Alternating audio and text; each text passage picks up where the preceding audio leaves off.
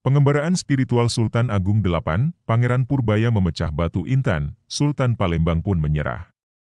Dalam kisah pengembaraan spiritual Sultan Agung diceritakan upaya Pangeran Purbaya untuk mencegah serangan Kesultanan Palembang ke Mataram. Ki Patih Kesultanan Palembang terbeliak melihat kehebatan yang ditunjukkan Pangeran Purbaya. Orang Mataram ini sakti apa sekadar tukang sihir yang sengaja memamerkan kepintarannya? Hai, para prajurit! Tangkap orang ini, ikat tangannya, jika melawan bunuh saja, perintah Ki Patih dengan lantangnya. Sebelum orang-orang itu bertindak, Pangeran Purbaya mengambil sebuah meriam pook yang dipijit-pijit untuk dijadikan tongkat besi sebagai senjatanya. Hai, prajurit Palembang! Karena aku tidak bersalah maka jika kalian tangkap aku akan melawan. Nih, meriammu yang telah kujadikan tongkat besi. Majulah jika kalian ingin mati satu persatu kusabet dengan tongkat besi, kata Pangeran Purbaya tidak kalah lantangnya dengan suara Ki Patih Palembang tadi. Ki Patih Palembang segera mendekat, sebut siapa sebenarnya kamu, orang Mataram? Aku adalah Pepatih dalam Sultan Agung Hanyakrakusuma dari Kerajaan Mataram. Namaku Panembahan Purbaya. Pantes, gerutu Ki Patih Palembang. Apanya yang pantes? Di mana-mana orang Mataram memang suka membuat kerusakan. Sebenarnya aku tidak sengaja membuat kerusakan ini. Hanya karena aku akan ditangkap padahal aku merasa tidak bersalah akibatnya ya kerusakan ini.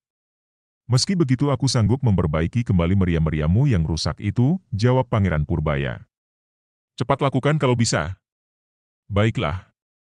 Panembahan Purbaya mengambil meriam-meriam itu. Dipukul-pukul dengan tangan, yang bengkok diluruskan dengan ganjalan dengkulnya, yang retak-retak diusapnya dengan telapak tangannya. Sungguh besi yang keras dan tebal itu di tangan Pangeran Purbaya menjadi lunak seperti tanah liat empuk yang dengan mudahnya dibentuk-bentuk. Sebentar kemudian meriam-meriam itu pun sudah kembali pulih seperti sedia kala.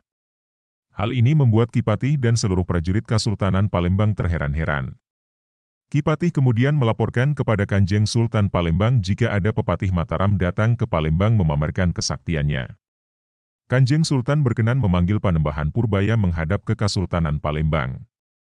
Saudaraku dari Mataram, aku meminta pertolonganmu, sudilah kamu menjadi petunjuk para utusanku, Patih, para bupati, dan sentana dalam Kesultanan Palembang yang akan aku kirim sowan Kanjeng Sultan Agung di Mataram sambil membawa pusaka berupa batu intan. Ini termasuk batu mulia pusaka dari leluhurku ketika zaman Prabu Brawijaya, kemudian batu intan ini diberikan kepada putranya Prabu Dewa Katong di Pranaraga.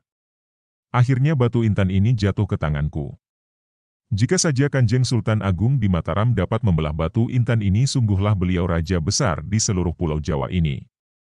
Aku akan membatalkan penyerangan ke Mataram, menyatakan takluk sambil mengirimkan bulu bekti secukupnya kepada Kanjeng Sultan Agung Hanyakrakusuma di Mataram, kata Kanjeng Sultan Palembang.